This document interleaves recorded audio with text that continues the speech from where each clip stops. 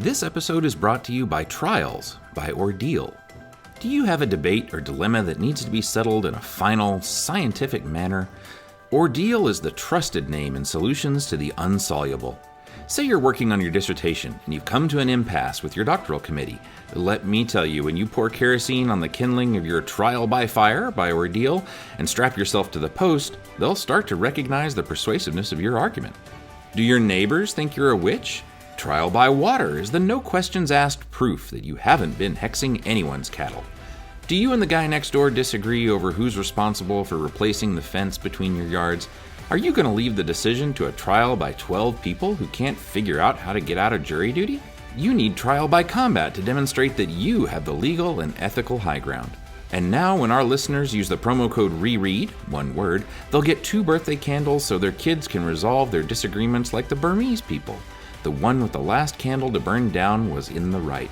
What a great introduction to moral philosophy. And thank you, Trials by Ordeal, for sponsoring the Rereading Wolfe podcast.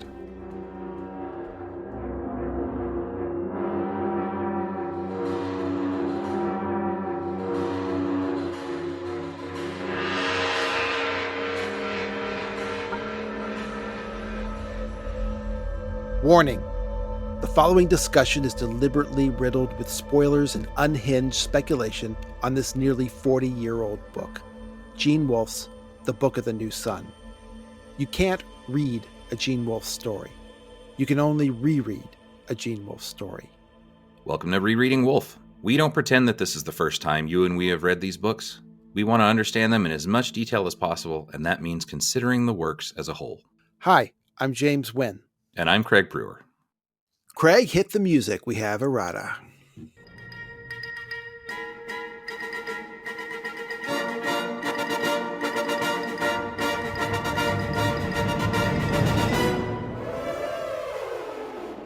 You know, this isn't really a correction, but it is errata. It's just an angle that we didn't touch on, and I actually wish we had, because I think it's a very good point.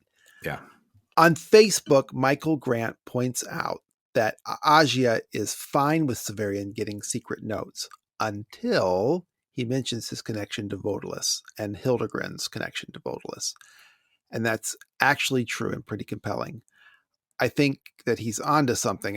So I asked, well, how do you theorize that Hildegren being connected to Vodalus changes anything? She already knew Hildegren doesn't like her. And, you know, it provokes a lot of questions. I said, well, do you think that there's bad blood between her and the Vodalari? Vodalus doesn't seem to recognize any bad history between them when they're face to face in Citadel of the Autarch. However, it is true that she relinquishes whatever opportunity she had to kill Severian herself before or after killing Vodalus. I do think there's something there. So I said, well, you know, what do you think it is? And Michael says, well, at this point, your guess is as good as mine. It may well be that we're all making too much out of Agia, that she's really just a petty criminal, and that learning that Severian is connected to someone powerful and dangerous as Vodalus makes her realize how far in over her head she is in trying to con him. But that's not a terribly satisfying theory. And, well, I agree. It is unsatisfying. And also when we know that she replaces Vodalus in the end, right? Like that, the fact that she becomes that new figure for whatever it is that he is, makes that stand out even more at the beginning. Now, I got to admit, I don't see any of the even wrong ideological reasons. You know, I mean, even if Vodalus was just in this as a way to, you know, aggrandize himself and make himself look bigger and to, you know, whatever, to sort of do the aristocratic thing, which is what they ultimately say that he's doing, is just doing the status quo, but in an exciting way. Right. I don't really see how Agia would share either side of that. I mean, maybe I guess you could say that as a really, maybe, or I don't know, maybe on the opposite side, maybe she really would have some kind of, I don't know, more populist approach to whatever kind of rebellion that Vodalus is doing because of where she's come from. But she, you know, obviously the reason she gets into all of this and even gets in that point is to get revenge with Severian. Yeah. I don't know, unless you want to really start to dig deep and figure out a much more complicated backstory with her, hating Severian for more or fewer personal reasons and more because of maybe what he represents or something. And that leads into why she's fascinated with Votilis. I don't know. I mean, it seems like it's ripe for a kind of story, but at that point feels a little bit more like fan fiction than actually figuring out clues. I don't know. There's so much unsatisfying about Yeah. Agia. She's just totally confusing. I don't think she's what she seems, but I can't get a consistent bead on her. It's just weird. Yeah. And I suppose we do have to admit that sometimes going as close as we do and looking at every single thing as a clue can make things even more confusing. But at the same time, it's hard to know then, well, what aspects of what she does that seem weird are the right ones and which are just, window dressing. It's hard to know. Yeah, exactly. Yeah, I don't know. I've said it before. Sometimes you're following breadcrumbs, and sometimes Wolfe is just emptying his pockets. So I still think the thing that gets me and that is why I've gone down so many lanes here with Agia is just because I still don't feel like it's the extremes that she goes to. I don't know why I'm convinced that him killing her brother isn't enough. Like it seems like that's not enough to make her want to have such extreme revenge. And maybe that's my problem. Maybe it's just because I just don't for me see her character as much. For me, it's all of the elusive structure underneath that Wolfe has built in to her, and it feels like there's something else going on. I don't know.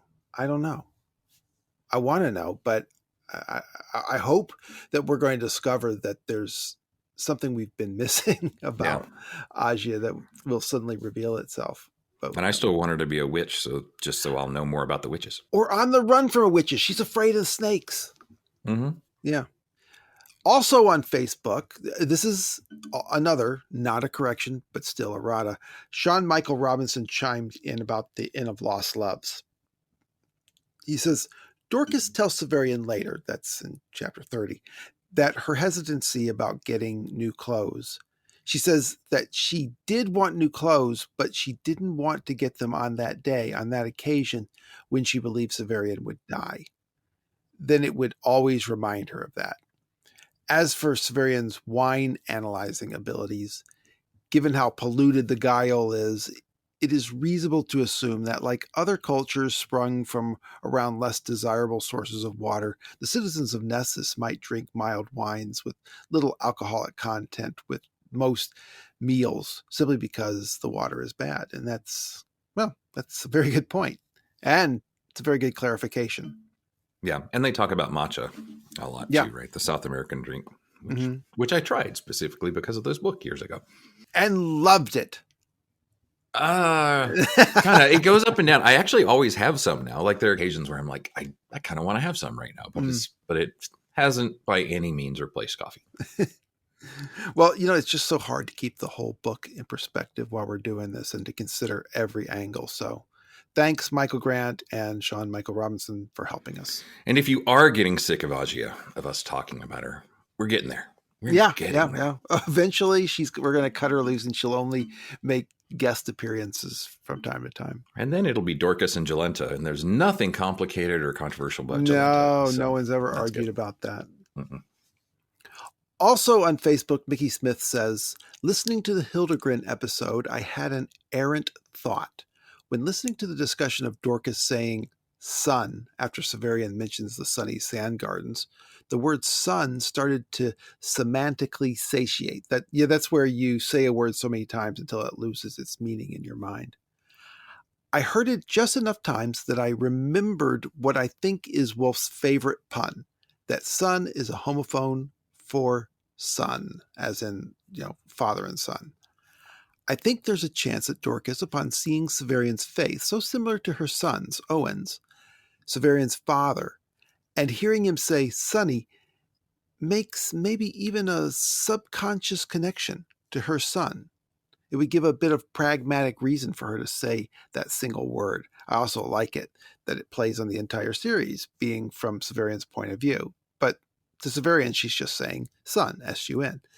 And, Mickey, that's actually a very nice bit of Wolfian perspective. It could well be true. Yeah, I like it just because it adds so much to that moment, which was already sort of overdetermined because of the symbolism of the sun and the book of the new sun and everything else. But to add that layer too is just cool. Yeah. So I am totally on board with that. Adam Ames posted on Facebook for the first time to say that he's enjoying it.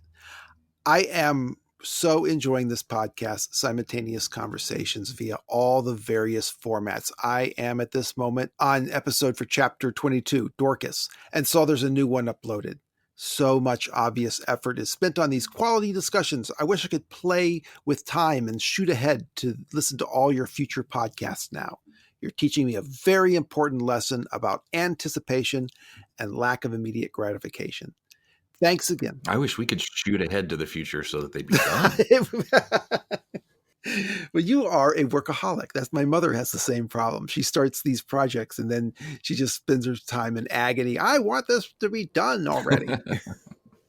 Well, Frank Roberts pointed out that given the events in question will not happen until the 260,000th,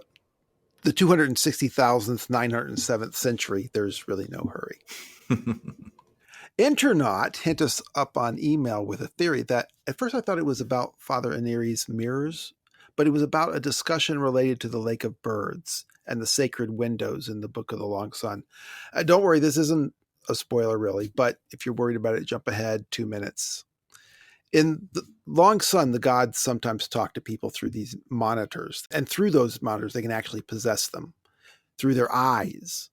And this connects to our conversation with Michael Swanwick about how you can never know if Wolfe is referring to a contemporary industrial technology that he's aware of and you are not.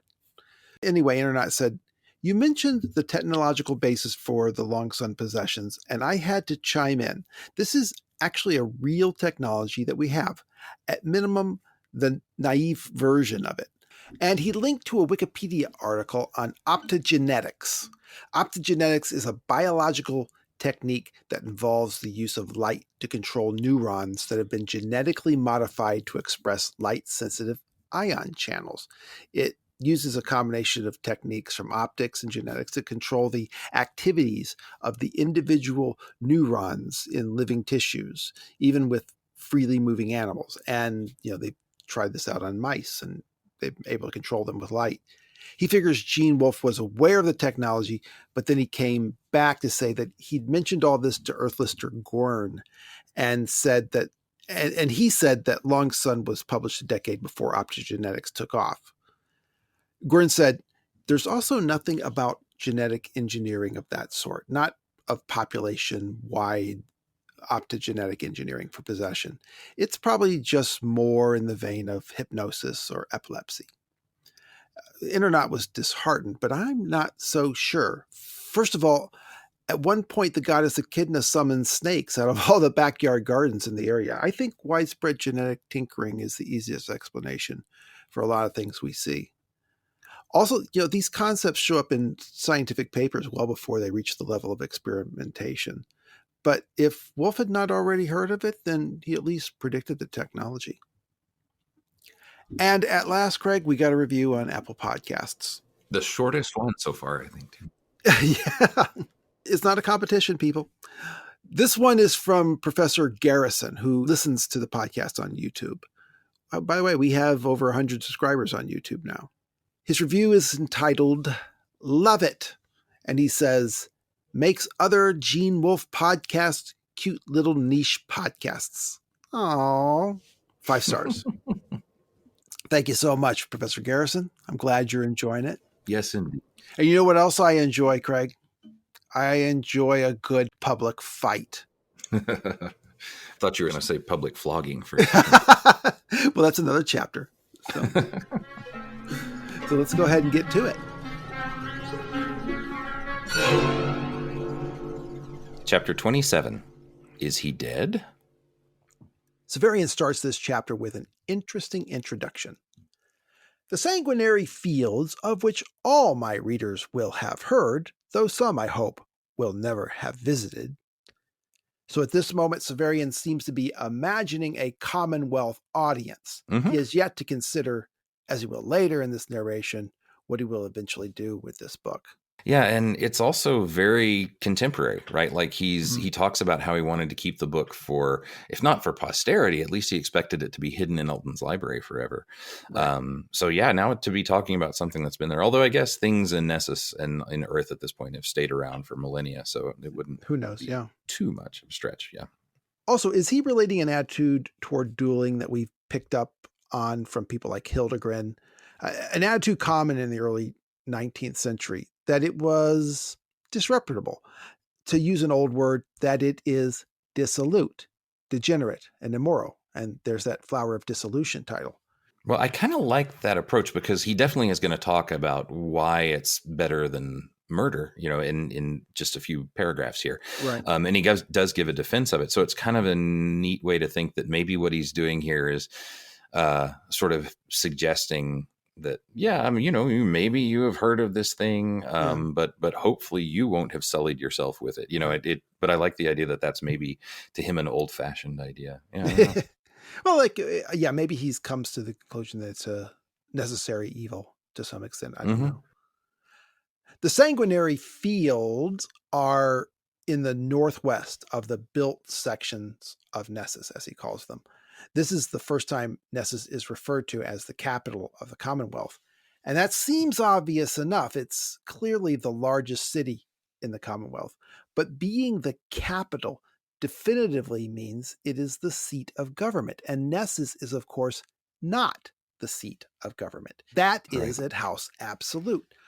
So perhaps being the capital is just a convention from a time before the House Absolute.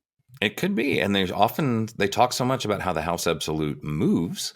And there's even suggestions too, even Alton says it about how the House Absolute can spread in different places. And so it could be one of those things like wherever the autarch is, that's partly where the House Absolute is too. So if you need a stable place, at least Nessus is the capital. And I think we get the sense that at one point the Citadel had been the seat, but we also know that even Typhon is never pictured in Nessus, right? Like the only times we see him are when he's out in the mountains. North, right, out in the north.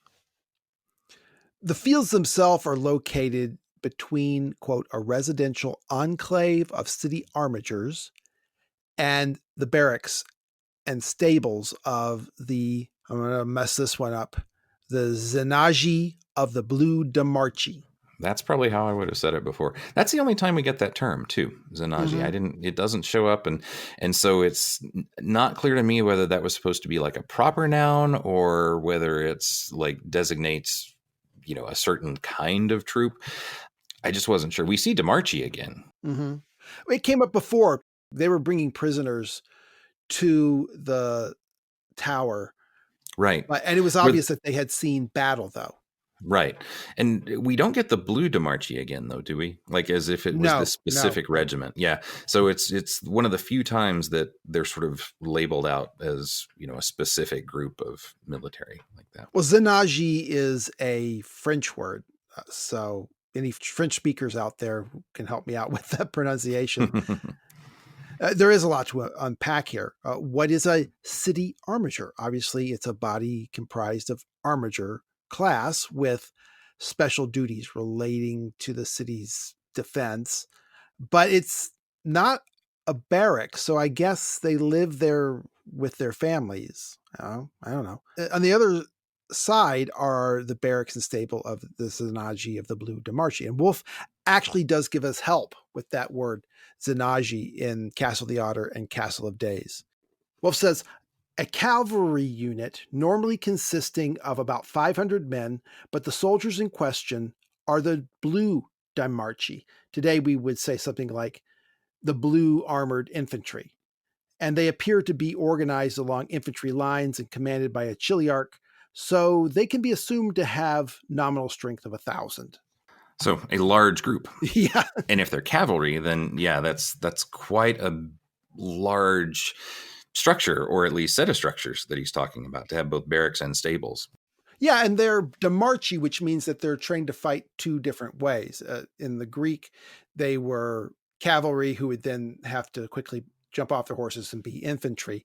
Here maybe they are both troops to fight foreign wars and also local police. Mm-hmm.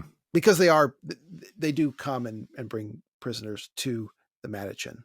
Yeah. And I think it's easy at this point to kind of think of lots of things still in Nessus because you're inside a wall is really squished together. But we got to remember, too, that they talked about the Inn of Lost Loves being its own institution in a place where you can't have regular buildings that near the fields. So you've got this massive set of fields here that are bordered by an area where there can't be buildings. But then that kind of area itself is in between these other sets of armature apartments or whatever, or condos or whatever they are. And then you've got the whole barracks and the stables in between them and the wall. So this is still a massive area. But why are they the blue Demarchi? Well, maybe because they have blue uniforms. That's what Lexicon Earthis suggests. Perhaps, though, they originally had some sort of religious association. Maybe it had to do with the claw. It'd be the light of the claw. Yep. Yeah. It would make more sense than the Pellerines' red hoods. Yeah. It is true that one thing to remember, too, here is that now we're at the wall and we're talking about there being barracks. So the wall is still seeming very much like a military structure, right? And we're close to a gate, too. So this is where a big legion of special troops are. And we know we're going to find out, of course, soon enough that there are lots of even more special troops inside the wall. But yeah, so this is still very much a much more military area than we're used to. And maybe that accounts for why the whole thing of the duel is normal here. I mean, if we've got armigers and people very worried about their rank, then yeah, maybe this is just because you have all these people of that class in this area that this is the common way that minor aristocrats and officers and whatnot will be dealing with their issues. Well, of course, Severian does say that they are near the wall, but then he stipulates that the wall is still leagues away of, quote, hard walking by twisted avenues from the actual base. This implies to me that although regular private construction is prohibited, there must be lots of other official construction between this field and the wall. Yep. So again, that sense of scale of this being large indeed. Yep. Now, the field is broken up with railings. If Severian doesn't know if the railings are designed to move or to accommodate changing events, he reveals that in all the time he's been autarch, this is the only time he ever visited the Sanguinary Field. But Severian remembers the audience as being silent and languid, which makes me think of crowds at a golf game. That might be a very respectful kind of audience, which it seems like. And people know the rules, right? Like we're going to find out later that, random people in the crowds will call out, gentle right, and things like that. Right, exactly. So it's not so much a crowd of, commoners just hoping to see blood. It doesn't seem like. But it's something very different. That too, but in a slightly different attitude, I guess. Okay, here's where he starts to discuss the ethics of allowing this to exist. He says that as autarch, he's made no attempt at outlawing dueling, or monomachy, as he calls it. He says he's had bigger fish to fry, but he says, quote, whether it is good or evil, and he thinks it is evil, it is surely eradicable in a society such as ours, which must, for its own survival, hold the military virtues higher than any others, and in which so few of the armed retainers of the state can be spared to police the populace. But he does stop to consider whether the practice is evil. And by that, he seems to mean a social evil rather than a personal one, which he agrees it is a personal evil. Yeah. But the question is it a corrosive element in the Commonwealth society? And he's not so sure about that. I'm going to go ahead and read this section. Those ages that have outlawed it, and many hundreds have by my reading, have replaced it largely with murder. And with just such murders, by and large, as monomachy seems designed to prevent, murders resulting from quarrels among families, friends, and acquaintances. In these cases, two die instead of one, for the law tracks down the slayer, a person not by disposition a criminal, but by chance, and slays him, as though his death would restore the victim's life. Thus, if, say, 1,000 legal combats between individuals resulted in 1,000 deaths, which is very unlikely since most such combats do not terminate in death, but prevented 500 murders, the state would be no worse. Further, the survivor of such a combat is likely to be the individual most suited to defending the state and also the most suited to engendering healthy children. While there is no survivor of most murders, and the murderer, were he to survive, is likely to be only vicious and not strong, quick, or intelligent. So Severian is positing some social Darwinism here. Mm-hmm. I Yeah. don't know whether Wolfe himself is advocating for dueling. He could be just trying to see the point of it in a brutal society like Nessus. It could very well be. I'd like to read this part more as Wolfe intentionally putting this opinion in Severian's mouth at this stage for a few reasons. And the biggest one, I think, is that we got to remember that Severian is a torturer, and especially as a first-time reader, you're just watching him be a torturer and still kind of feel bad about having left his guild, but still he's never at all really expressed any opinions about whether or not torture is good or evil, right? And we know that he's going to completely change his mind, but hopefully, especially the first time you're reading this and not used to Severian as a character, you still got to be in the back of your mind sometimes thinking, well, here's this torturer. Why, he's still a terrifying guy and other people are afraid of him. And is he still someone I should be rooting for or whatever? You get this point then. You get this reference where you're reminded all of a sudden, oh, yeah, that's right. Severian said he's going to become autarch. And as autarch, now he's got a totally different perspective than Severian has up to this point that we've seen.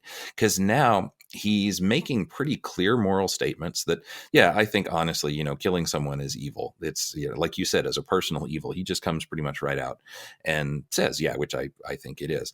But then he also says, now though, there are other levels here. There are other layers. And it's a Severian who's really thinking through whether or not we agree with him on dueling. He's really trying to think through, okay, for a personal reason, you could never, this could be an awful thing, but there are possibly social reasons where it might be more instrumental to perform this. Whatever we think about the actual issues, this is a Severian whose approach to moral issues is so totally different from the young, naive kid who we've seen so far, right? Who is still, for the most part, pretty self-obsessed. And I feel like that's a key that you're supposed to realize that the Severian who's writing this is in a different place than the Severian who's going through it. Mm-hmm. And that's a difference that I don't think, especially early on in the book, doesn't come up as much because we just aren't used to seeing that, because he's still all caught up in, falling in love with Agia and feeling bad about Thekla and whatnot. But to me, when I read this part again, it reminds me that I should be keeping a little bit of distance between what young, naive Severian does and the writer who's writing about it, and to think, okay, well, are there ways that the real narrator Severian is maybe a little more mature, or if not necessarily mature, at least more subtle about discriminating about all these things. And I feel like that's, in the end, as much as is the sort of issue of dueling itself is interesting, I really feel like it's Wolfe signaling that, hey, this guy's going to grow up in a lot of ways. And we might not necessarily like the kind of guy he grows into, because here's someone who is saying, you know what, honestly, I can see why dueling is good for society, and most people nowadays would not agree with that. So we might be saying, okay, well, what kind of person or leader is he going to come into? But at least we can kind of get to see his perspective on things and how maybe he gets a solid moral sense of what's right personally, but then he's also a very practical guy at the same time as a leader. I don't know. I feel like there's all of those things are kind of signals that Wolfe may be giving us to remind us that Severian is going to change from the kind of young boy that he is. I think you're right about the purpose of this inside this book, but I also think Wolfe just really likes doing it. Wolfe likes to point out how social convention and absolute morality are not necessarily the same thing. Mm-hmm. Yeah. In Soldier of the Mist, in the introduction, he makes an argument for taking slaves from captives in battle. That the alternative would be for them to just execute them, have mass slaughter. Mm-hmm. And in The Wizard Knight, he makes a argument for the value of trial by champion is a way of preserving honor. Mm-hmm. So I see this as somewhat the same thing. I just think he likes doing it. I think so too, and it's fun. It's one of those places too where I think sometimes Wolfe gets that reputation of being not I don't want to say conservative, but more that uber macho guy or something like that in a lot of the ways that he's done. But at the same time, he makes a decent point. Like, what if we actually could formalize this, and only those two people could be hurt or damaged by this, and then even throw some Darwinianism in there, and in the sense that at least you wouldn't have the conniving people be the ones who always survive. Right. Yeah, honestly, there's some merit to the argument. So you can always take those as two ways, and I think it's tempting, to say that this is just Wolfe sort of going off on a tangent and saying, yeah, I think we should bring dueling back, but I think he's too smart to have just said that. It's also really supposed to be telling us, I feel like, a lot about Severian. Right. Yeah, I think you're right. But then, even after Severian makes his argument for the social practicality of dueling to prevent murders, he wraps it all up with, and yet, how readily this practice lends itself to intrigue. Yeah. And I suppose he's thinking about the trap that Agia and Agelus have laid for him. Oh, yeah. It's also just a really cool transition. They use it as a method to perform a kind of legal murder and robbery. Definitely. And one other thing, too, that I think is important to put here is this is Severian on the eve of going off to take the test and being the epitome of Earth, and still having this apparent split between a kind of personal morality and, like you said, maybe a social or a sense of the social good. And I feel like you could push this in a few ways to really make some decisions and judgments maybe about Severian and what kind of savior or what kind of epitome he's supposed to be of Earth. Because like I said, if a lot of people look at this and think that he's making a bad decision here, or saying, yeah, some evils are okay, then one question might be like, well, is he really supposed to then be the epitome of Earth? What does that mean? And that could bring a lot of problems. So I don't necessarily have a single answer or solution at this point, but I like to think that Wolfe intentionally put this here as a bit of a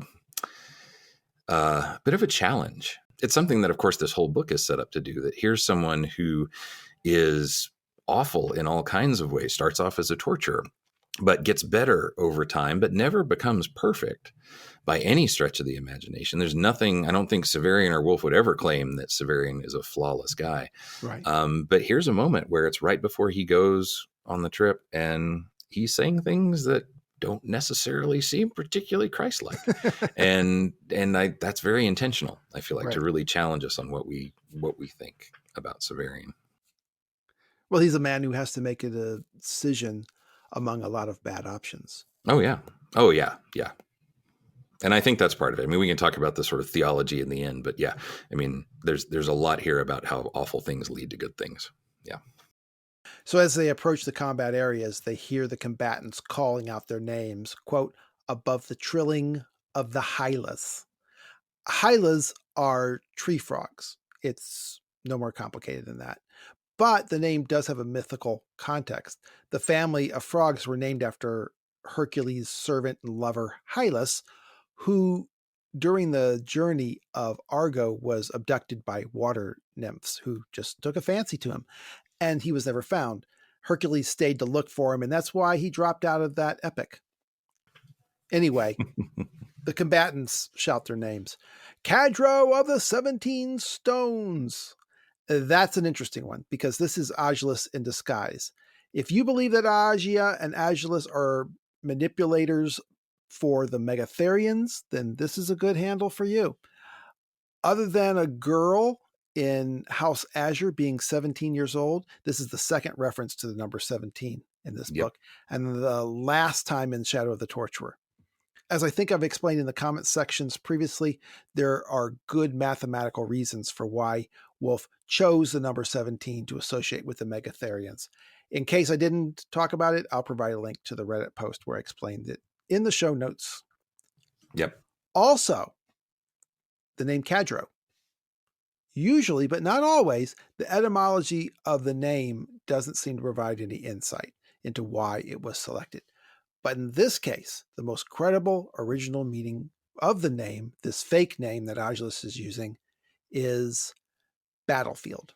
So 17, of course, is, like you said, there's all kinds of reasons there. It's also just a number that Wolfe liked to use for unlucky things or negative things a lot, not just in New Sun, but in a lot of the stories as well. But why the stones? That was what I wasn't sure. What might the stones be? Well, another name for stone is seed. So getting back to like the it could be those black beans again. Yeah, it could well be.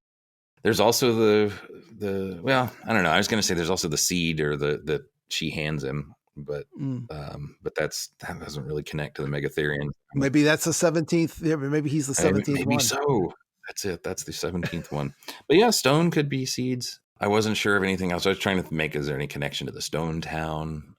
I was thinking, Stonehenge type things. I was trying to come up with something, but otherwise I didn't really have anything good for why the stones. So people keep going on.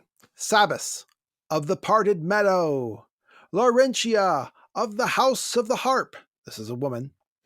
Incidentally, Laurentia is not going to get satisfaction tonight. Her opponent will not show up. Cadro of the 17 stones is still calling out his name, and this declares that he has arrived for the duel, and by continuously calling out his name, he's saying his opponent has not. In this case, Cadro of the 17 stones is Agelus in disguise. He keeps calling out his name until Severian calls out his, and he does keep calling out his name, as Agia explains what it means. So does Laurentia of the House of the Harp. Severian describes the scene at once beautifully and indecipherably. Quote, the vanishing sun, whose disk was now a quarter concealed behind the impenetrable blackness of the wall, had dyed the sky with gamboge and cerise, vermilion and lurid violet. These colors falling upon the throng of monomachists and loungers, much as we see the aureate beams of divine favor fall on hierarchs in art, lent them an appearance insubstantial and thaumaturgic, as though they had been produced a moment before by the flourish of a cloth and would vanish into air again at a whistle. Gamboge is reddish yellow. Cerise is purplish red. So when he follows that up with vermilion and lurid violet, he's actually trying to define what he meant by gamboge and cerise. Hierarchs are religious authorities, and again, thaumaturgic means like a miracle worker. But I love all those colors because we think of all the colors in a sunset, but here everything is deep on that side of the spectrum, right? Like violets and reds. And so I'm just trying to imagine, all the colors of a sunset, but instead of the pink and pastel, we've got like deep, dark reds going through it. And it just seems so cool. But then to describe it as light coming in and shining on saints.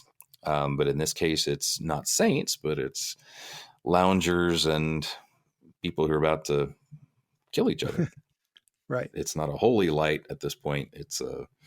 I mean, he has just said that this practice could be evil in many ways. Right. And so it's falling on that. And the insubstantiality of it too. The flourish of a cloth and would vanish into the air again at a whistle. Yeah. So cool. While this goes on, Severian and Agia here, from somewhere nearby, we heard the choking death makes in a man's throat. Which, I don't know, maybe the fighting has already started and Sabas of the parted meadow has done departed. But and it's just thrown in there, right? In between dialogue, which is so cool. We're already seeing, the death has already taken place and they haven't even gotten started.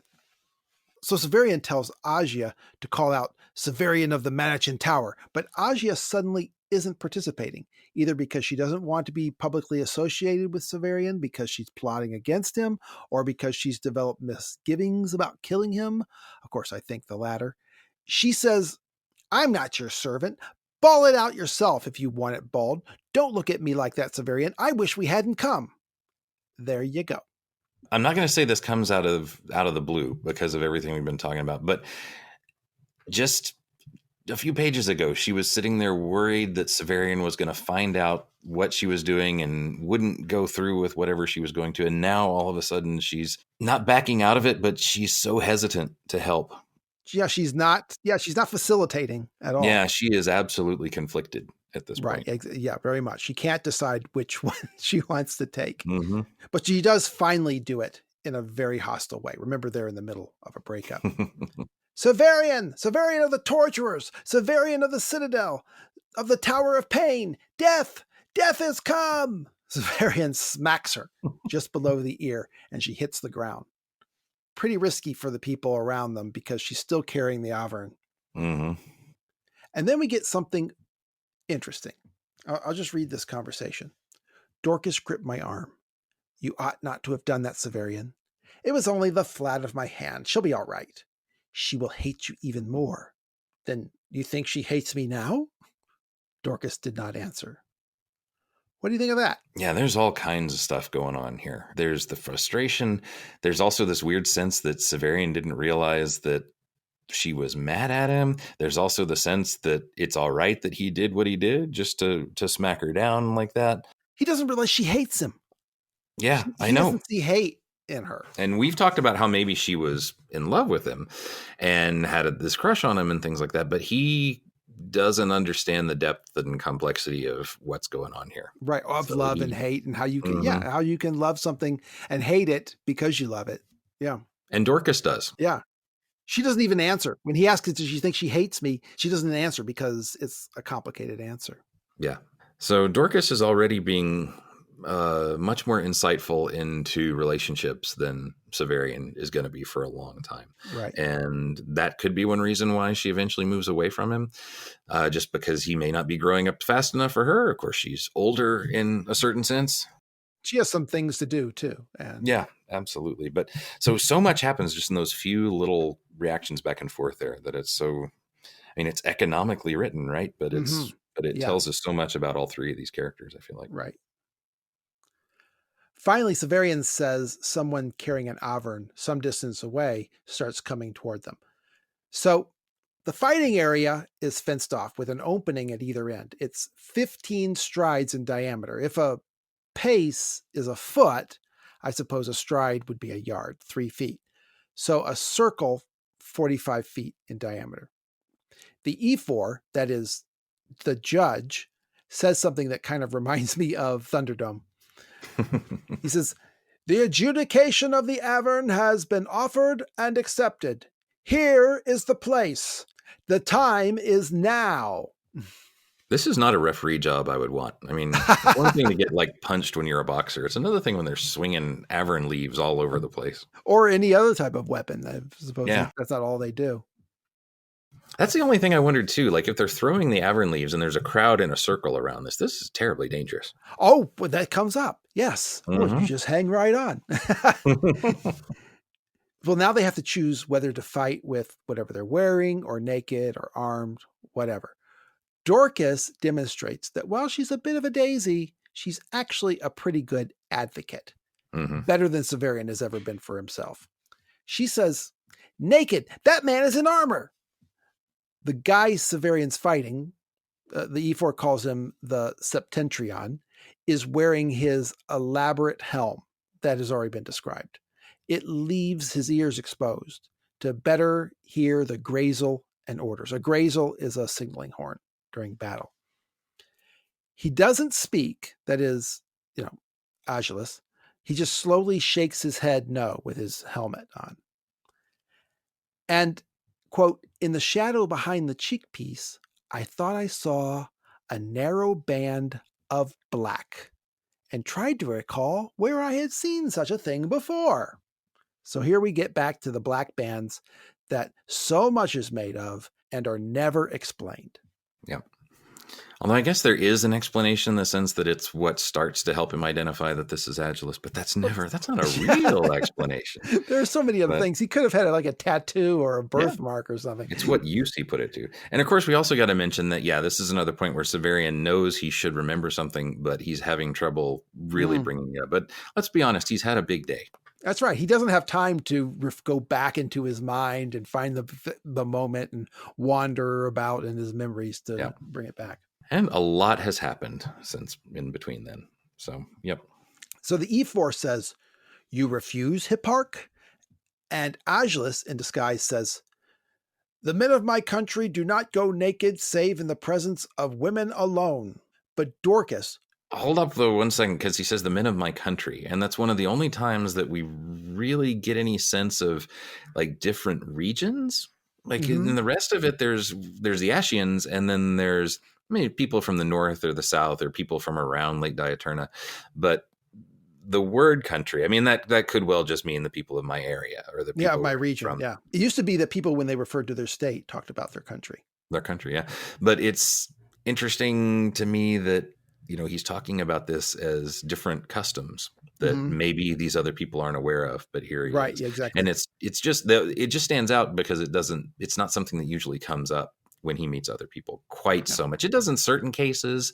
Some of the stories in the storytellers in Citadel, the people are from different areas that seem to have different traditions and things like that, but it's not a huge emphasis on the rest of it. So, but apparently believable enough. Yeah. Everyone else is okay, sure. But Dorcas, totally screwing up this con. She says, "He wears armor. This man has not even a shirt." Her voice, always so soft before, rang in the twilight like a bell. Like a bell. Yep. So we have the clanging of Malrubius's spoon when Severian is drowning. We have the bell of Master Olton's voice. We have the bells that chimed when Severian entered the rag shop. And now the bell of Dorcas's voice. I'm not ready to propose a systematic interpretation for these bells, but at the end of Earth of the New Sun, the bells are all but declared to be signals of the end of the world. If nothing else, they signal that something big is about to happen. Yeah. Something new is about to happen. We have a change, a turn in the plot. And incidentally, this isn't a spoiler, but at the beginning of the Book of the Long Sun, the story, which is kind of an end of the world story, begins with the chiming of a bell at the end of a ball game. Yep. Agius agrees to remove his chest armor. When he does, Severian sees the torso of a skinny youth. He expected it to be like a massive barrel chest, like Master Gerlois. But he won't remove his helmet, because then the game would be up. Very little is made of it here, but he's also wearing gauntlets, and he doesn't take those off either. And it is possible here, too, that what the armor that he's wearing is more like costume armor, because it's not obviously fitted for him in any way. Yeah. But it could still cover and maybe protect him from a leaf. Averns, yeah. Agelus says, "I can only say that I'm instructed not to remove it." That is his helmet. The E4 makes a strange request to Severian. He says, "None of us would desire, I think, to embarrass the Hipparch, and still less the personage, I do not say whom it may be, that he serves. I believe the wisest course would be to allow you, sir, some compensating advantage. Have you one to suggest?" Now, Aja gives the clearest evidence that she has fallen inexplicably in love with Severian and wants him to end the combat. She's not coming clean. This is that light and dark side of her nature, but she wants Severian to take this chance to end the game. She says, "Refuse the combat, Severian, or reserve your advantage until you need it." Now, refusing the combat is a smart thing to do. I have no idea what point in the next few minutes Severian could claim an advantage that would help him. That's nuts. Yeah. Dorcas, who is right at that moment preparing the Avern, agrees. She says, "Refuse the combat." But Severian is an idiot. He says, "I've come too far to turn back now." Yeah. As his compensating advantage, he chooses to wear his torturer's mask. Stupid Severian. He doesn't even know if it will protect him from the Avern leaves. But when he puts it on, everyone recognizes it as at least a Carnifex's mask, and everyone gasps when he puts it on. I like, too, that we get the detail here that I don't think we're given anywhere else, that it's leather but stiffened with strips of bone. Oh, yeah, And that's right. I don't think we get that earlier. I'm pretty sure we don't. But that's one of the only sort of real descriptions of the actual mask in detail. And I always wonder, is that on the outside? Is that somehow the strips of bone woven into the material? Is it Is it visible? human bone? Yeah. The E4 says that he can only take the avern into the fight, so he's going to have to give the sword to someone. This was ostensibly the moment that Agia and Agilis were waiting for. She would take Severian's sword and own it when he was killed by his own avern. Agia has told Severian to refuse the combat. I suppose it was too late to tell him, oh yeah, and you better wear gloves. So she just leaves without the sword. Right. And significantly, Severian looks for her to give it to her. Like, if Yeah. that's the way I read that line, he was going to hand it to Agia, not to Dorcas. Right. No, she's ostensibly his second, right? Yeah. She's the one who's supposed to be helping him out and advising him. So instead, Severian gives it to Dorcas as he takes the avern. And then the E4 says, begin. Agilis wastes no time. A leaf whizzes by Severian's ear. Agilis, in disguise, moving closer to Severian, holding his own avern from the stem beneath the lowest leaves with his left hand, and his right hand is reaching out like he's trying to steal Sev's avern. Remember that Agia warned Severian about this, and this is the strongest evidence that this whole plan is concocted and well practiced, because she's warned him in advance about something. He's acting like that's what he might do. The idea is that Severian will keep the plant close to his body. Agia's warning and Agilis' actions encourage this. He's not wearing gloves like Agilis is, and the warmth of his hand will wake up the flower, which will attack and poison Severian. Mm-hmm. One thing I have to admit I don't quite understand tactically here is how you could actually grab the avern from somebody else. You can't. Without getting... Or is that... So you're saying that was just That's not a strategy. ploy. There's no way that's a strategy. You would be killed. At best, you would kill both of you, but no. It's just a strategy to hit that avern close to him so he gets poisoned. Now, how long is 5 breaths? Because that's how long they circle each other. Severian tries to hit Agilis' outstretched hand with his avern. Agilis counters with his own plant. Then Severian counters with his plant. Then Severian realizes that the best way to hold it is above his head, like it's a sword. Agilis can't grab it. Severian can slash with it. The leaves are in reach to grab and throw. Severian plucks a leaf and flings it at Agilis' face, and although he's protected by his helm, Agilis dodges, and sure enough, Craig, the crowd behind him scatters. And then he does it again and again. This time the leaf and Agilis' leaf hit each other in midair between them. And when they do, they don't act like daggers striking each other in the air. They writhe and slash at each other to ragged strips before they even reach the ground. They are strips of, quote, blackish green that turn to 100 colors and spun like a child's top ... Severian doesn't realize it, but one of Agilis' leaves have just hit him. Now, I do have a question. As I was reading it this time, the way that description of the 2 leaves intermingling and doing weird things, I started to wonder, was that actually what happened when the 2 leaves interacted, or had Severian already been hit, maybe, and this is something like the beginning of a hallucination? I don't think so, because when he gets up, he sees them on the ground still chewing at each other. Okay, that was the one part that made me think that, but as I was reading it this time, I wondered, was he hit earlier and then he's having this odd description just because it's so strange the way it's described? It could just be these alien leaves, of course, and I think probably that's what it is. But I was also wondering if that was signaling that something else had happened a little earlier and it was another part of the strange thing that's about to happen.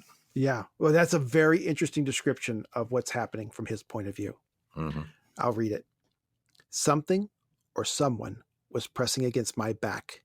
It was as though an unknown stood close behind me, his spine against mine, exerting a slight pressure. I felt cold and was grateful for the warmth of his body. Now, Craig, in the decades that I've been reading this story, I've always interpreted this as Severian collapsing backward on the ground. And this is his sensation that he's been poisoned as he's dying on the ground with it against his back. Mm-hmm. But now I believe in the first Severian theory.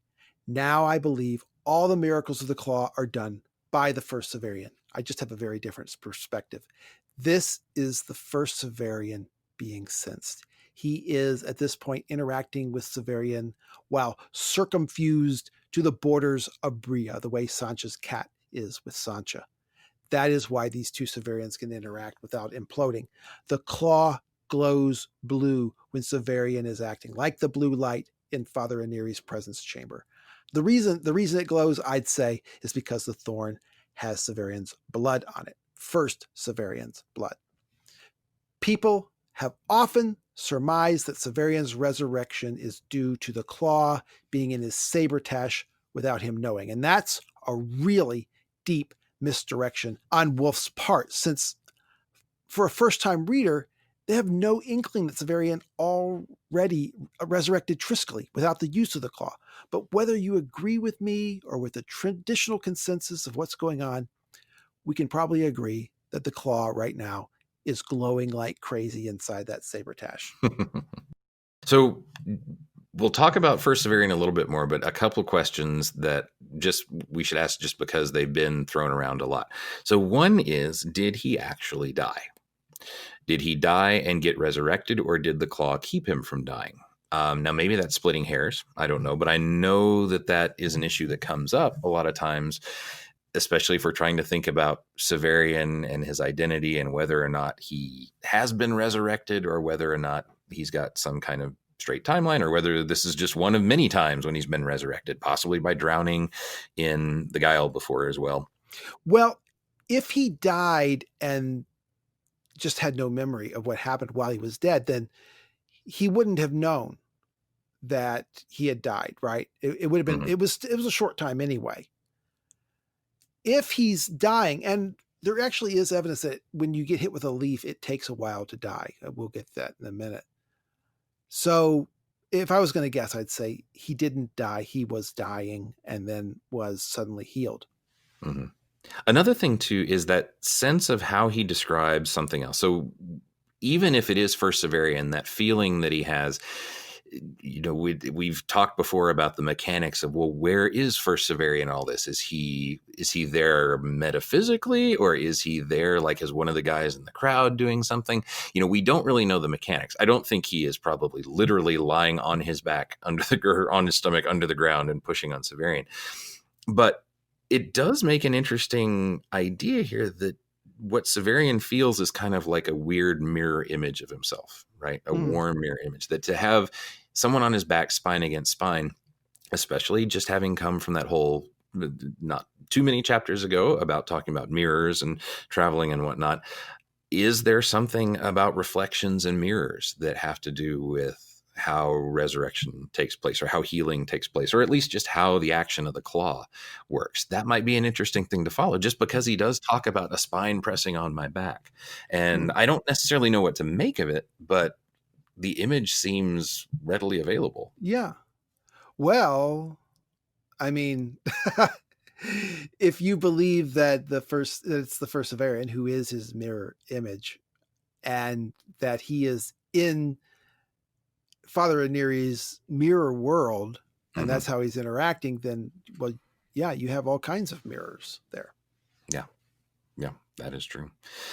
And if it's not First Severian, and we are just going with the old idea of the claw that is bringing him back here, then it's important to think about what we learn about the claw later, that the claw really is just basically channeling Severian's own power as the new sun, that it's not actually doing something literally itself. But then what really is happening here is that Severian is saving himself, not through First Severian, but through just his own power that seems to be reaching through time or across time to help him. And that could well be two. The question then we need to think about is, okay, this is one of those times where the claw is working without Severian having any will to make it work, because we know that later on he's going to try over and over again to make it work and do things, and he just doesn't have that control. He doesn't even know it's here and it's working. So this is one point where, the place that it affects him most directly, just like it did with Dorcas, are times when he's not even trying to do it, which is definitely what adds into the whole mystery of how the claw functions, how it works. And, like we've said before, the advantage of thinking of First Severian doing something here is that we can assume that First Severian hopefully knows how all of these things are going to fit together to get Severian up to the point.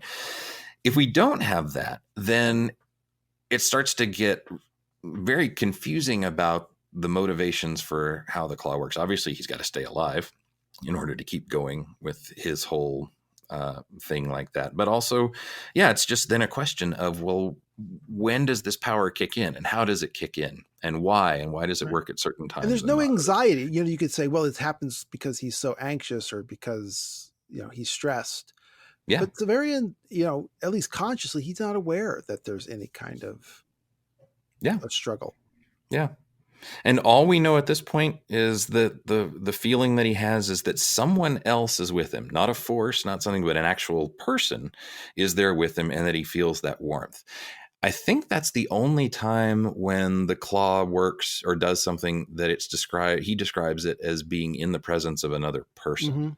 I think warmth he'll describe, light will certainly describe when the claw actually functions, but this is the only time that it's really portrayed as another person. And that stands out to me. And I've got a lot of questions about why he describes that feeling here, or if it's just a way to describe the feeling he had when he was lying on the ground. Right. But it's unique. So while he's, dying on the ground, he hears Dorcas's voice far away. Severian, won't anyone help him? Let me go. Then Severian says he hears the peal of a carillon. A carillon is an instrument. Think of a pipe organ, keyboard, but instead of pipes, you have all these bells that ring when you press a key. That's what he hears. And yes, bells again. He also sees an aurora in the sky. The colors, which I had taken to be those of the struggling leaves, were in the sky instead, where a rainbow unrolled beneath the aurora. The world was a great Pascal egg, crowded with all the colors of the palette. This is the second reference to Pascal in this book so far. Remember, Domnina in Father Ranieri's chamber thinks about Pascal Campbell's. I won't go into it again except to say that Pascal is Easter, and it seems to have retained many of the rituals and liturgical elements, like the candles and the Easter eggs. And of course, Easter is about the death and resurrection of Christ. So here we have, if I would, thematic evidence that Severian does actually die at that moment, if only briefly. I also like the rainbow and all the colors of the palette showing up here, which is another way to talk about white light, the white fountain. Right. All those things are there. But as though the sky he's looking up at is an egg. So maybe he's looking at it from the inside and it's see-through or something. So he can hear someone say, "Is he dead?" And then someone says, "That's it. Those things always kill, unless you want to see them drag him off." He says he hears the Septentrion's voice. That's what Severian knows Agilus as. But even then he recognizes it as oddly familiar. Anyway, the voice says, "I claim victor right to his clothing and weapons. Give me that sword." And then, total jump scare, I sat up. He can see the leaves struggling at his boot. Agilus, in disguise, is standing there with his avern. Severian was going to ask what happened, but then he sees a blood-stained leaf tip fall from his chest. Agilus lifts his avern to hit Severian with it, but the ephor jumps between them and says, gentle right, soldier. Let him stand up and get his weapon." Okay, so Wolfe actually defines gentle right in Castle of the Otter, Castle of Days. He defines it as a convention in combat between two gentlemen for a man who is knocked down to get up and retrieve his weapon before resuming. This is still true in boxing matches, but not UFC fights, that if a fighter is knocked down, the other can't just keep pummeling him. And it is one of those moments that goes back to his argument about how Monomoky was slightly more civilized, and Better than murder, at least you get a fighting chance. Yeah. Incidentally, the word gentle, meaning of noble rank or family, goes back to the 1200s at least. It comes from the word for family or clan, which I think demonstrates how class in Europe arose from prominent, powerful families who just thought of themselves as better than other people and had to adhere to a higher standard. And then eventually, gentle came to mean behaving like you were of noble rank. And that's how we get the term gentleman. Mm-hmm. Anyway, Severian has to get up and get his avern. His legs are weak. The avern is near Dorcas, who is fighting now with Agia. Apparently, when Severian got hit with the leaf, Agia decided to come back for the sword, just so it wouldn't be a total loss. Agius in disguise thinks Severian not dying is really bad form in a competition like this. He says, "He should be dead." And the E4 considers the rulebook and says, "He is not. Wait till he gets his weapon." So, now he picks up his avern, but it's not really a plant anymore. He says, "For an instant, I felt I had grasped the tail of some cold-blooded but living animal. It seemed to stir in my hand, and the leaves rattled." Agia is shouting, "Sacrilege!" I have no idea what she means by that.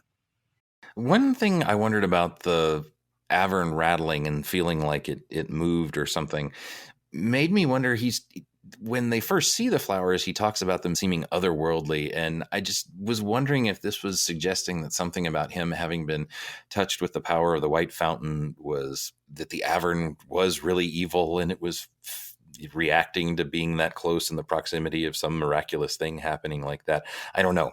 But it could just be a way to describe this alien thing still in the middle of everything else. That's kind of what I think too. But in through the warmth of his hand, right? And that's why. That is true. And it could just be that which he's described before. So Severian looks at Agia, then he looks at the Septentrion in his helmet. He can detect terror in every line of his body. The Septentrion looks at Severian, then he looks at Agia, and then he turns around and runs to the opening at the other end of the fenced fighting area. The crowd is blocking his way. He's totally panicked.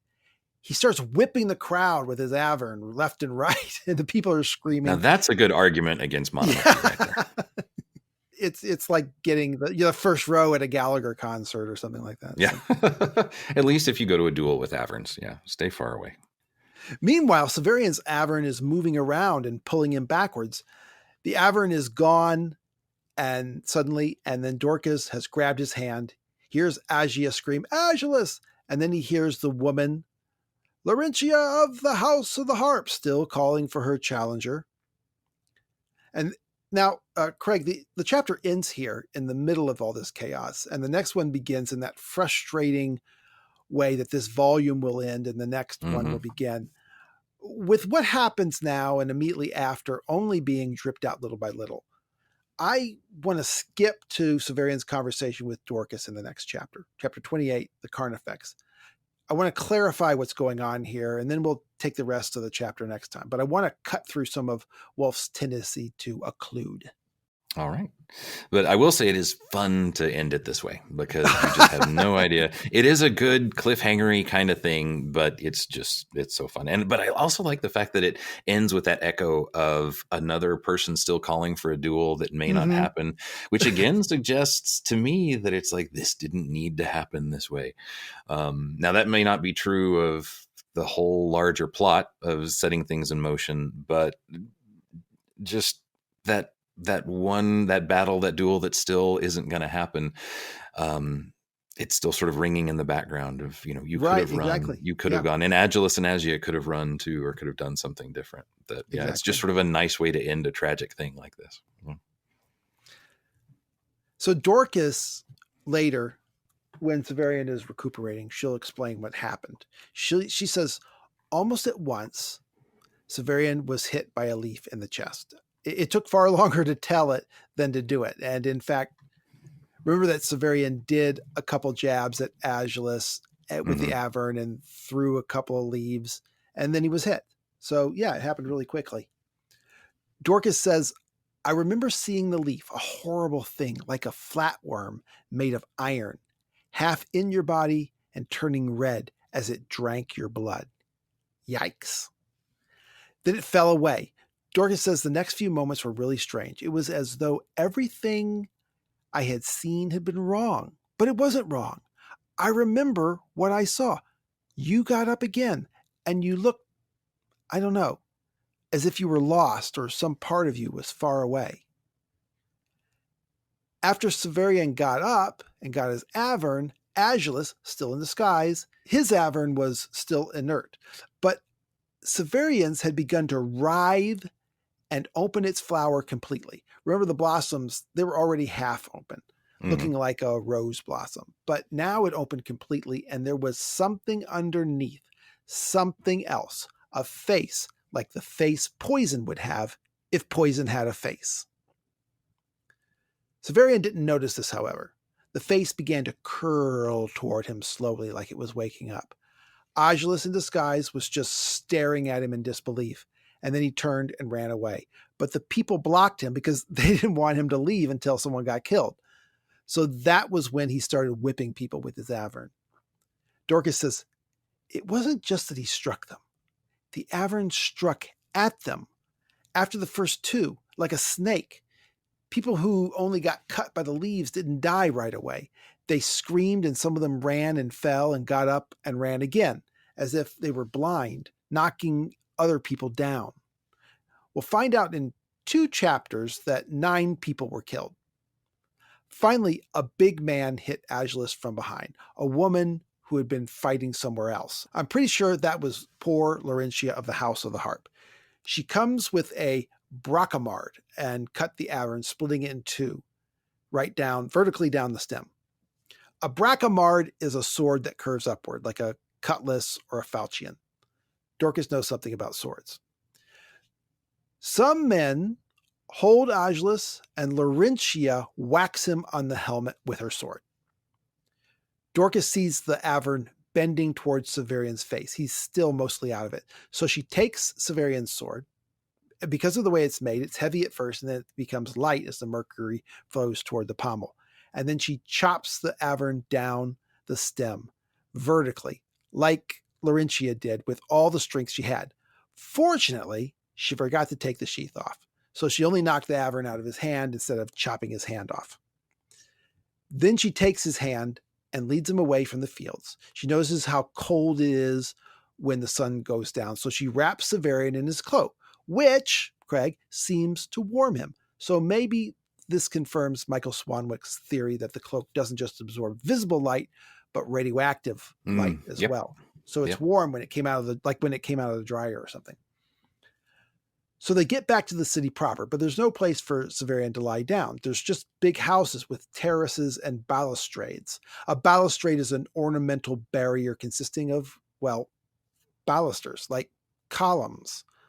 Anyway, there's only street and no place to get off the street. But some soldiers ride up and ask if Severian is a carnifex, a fellow government employee. Dorcas doesn't know what a carnifex is, but she knows what a torturer is because she used to live just south of the Citadel. She tells them he's a torturer. To her, soldiers and torturers are essentially the same government department, so she thinks it makes sense they would help them, and she's right. They try to get Severian on their animals, destriers, but he falls off. So they make a stretcher from a cape and 2 lances. They put the lances through the stirrup straps of 2 destriers and carry Severian between them. Dorcas won't get into the saddle with the soldiers, so she just walks along, talking to Severian, even though she doesn't think he's hearing her. And that, Craig, is the end of the events that night.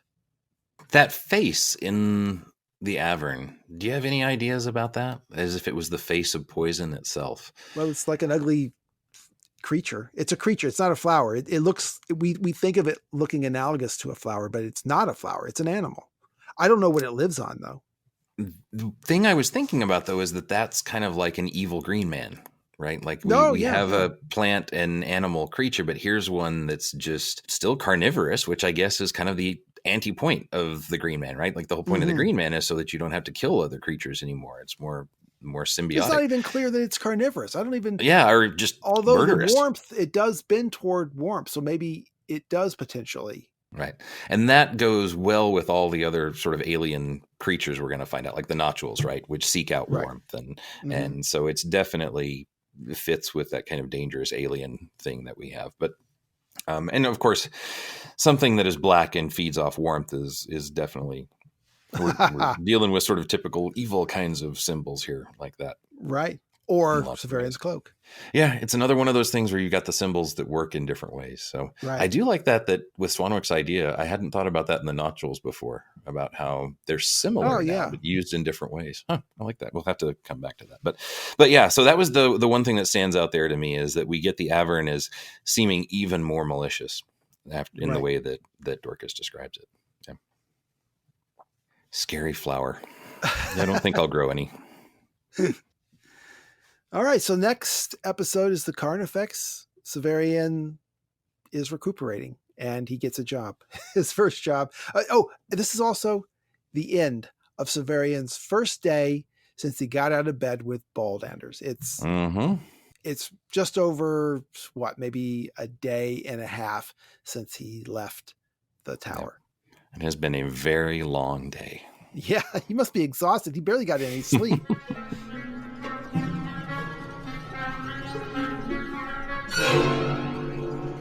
So if you have some comments or corrections or elaborations or complaints, you can reach out to us on Facebook at the Rereading Wolfe Facebook group, or on Reddit at the subreddit, or by email at rereadingwolfe@gmail.com, or on Twitter, Rereading Wolfe, or on Instagram, or on our YouTube channel and playlist. So many ways you can come and reach us. We want to hear you. This doesn't work until you do. You can even write your question on a poisoned otherworldly leaf and fling it at us, and hopefully it won't kill many innocents along the way. What's this in my chest? Oh, look at that. It's a favorable review. Thank you. All right, but thank you very much, everyone, and we'll be back next time. Thanks. I put on my black jacket and we walk down to the grave. We celebrate the thin line between stupid and brave. And the sun beats down so hot that day on 100 broken souls. I put on my black jacket, but I'm still cold. You don't get what you deserve, you just get what you get. You don't get to say, not me, you just get to say, not yet. Your time is coming, just the way that I feel. You don't get what you deserve, just get what you get.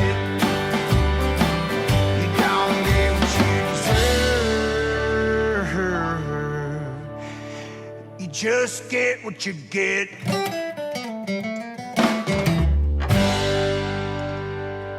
Was there anything else about First Severian you wanted to say? No, I think I think I beat that horse pretty much to death right there. Actually does give us help with that word Zanaji in Castle of the Otter and Castle of Days. Hang on, let me re-get it. We'll be right back. Yep.